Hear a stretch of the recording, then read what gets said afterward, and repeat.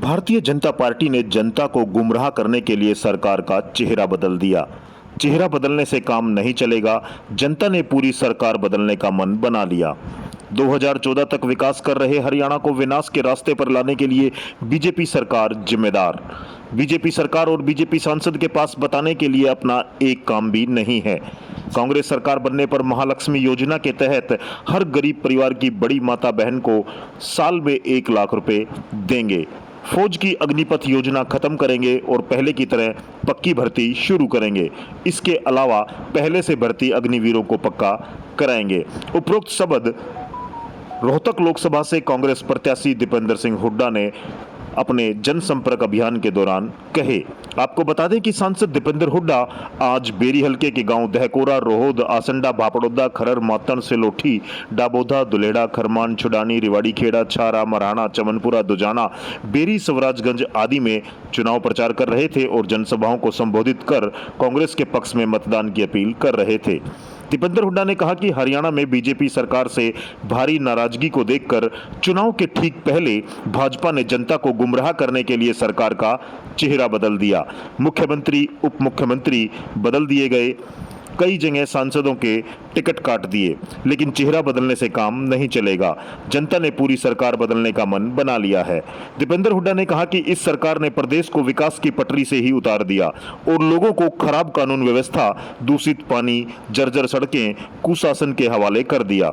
10 साल में इलाके में कोई बड़ी विकास परियोजना नहीं आई, बल्कि उनके द्वारा मंजूर कराई गई परियोजनाएं हरियाणा से बाहर दूसरे प्रदेशों में भेज दी गई। कांग्रेस सरकार के समय 4 साल में हरियाणा के 4 शहरों को मेट्रो से जोड़ा गया, लेकिन पिछले 10 साल में सांखोल गांव में उनके द्वारा बनवाया गया मेट्रो का आखिरी खंभा वहीं का वहीं खड़ा है, 1 इंच भी आगे नहीं बढ़ा। दीपेंद्र हुड्डा ने भाजपा सरकार को आड़े हाथों लेते हुए कहा कि 2014 तक विकास कर रहे हरियाणा को विनाश के रास्ते पर लाने के लिए बीजेपी सरकार जिम्मेदार है।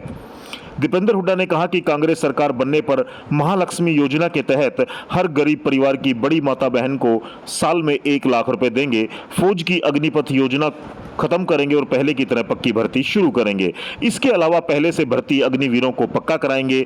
दीपेंद्र हुड्डा ने आगे कहा कि बेरोजगारी का संकट कम करने के लिए कांग्रेस सरकार बनने पर प्रदेश में 30 लाख तो हरियाणा में 2 लाख से ज्यादा युवाओं को खाली पड़े सरकारी पदों पर समयबद्ध पक्की भर्ती करेंगे।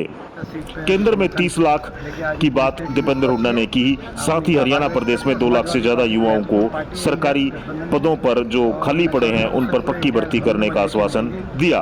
किसानों को एमएसपी की गारंटी और कर्ज से मुक्ति दी जाएगी। प्रदेश के कर्मचारियों को पुरानी पेंशन स्कीम और बुजुर्गों को 6,000 रुपए बुढ़ापा पेंशन मिलेगी।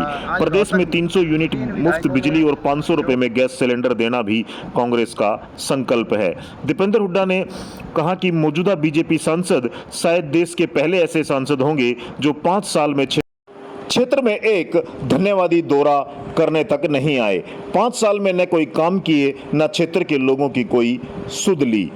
उन्होंने अपने कार्यकाल में हुए काम गिनाते हुए बताया कि अपने कार्यकाल में झज्जर, बादली, बहादुरगढ़, महम, कोसली, रोहतक, कलानौर, सांपला समेत 17 शहरों में बाईपास बनवाए और छुछकवास, मातन, सुबाना और बेरी का बाईपास एनसीआर प्लानिंग बोर्ड से मंजूर करवाया गया था।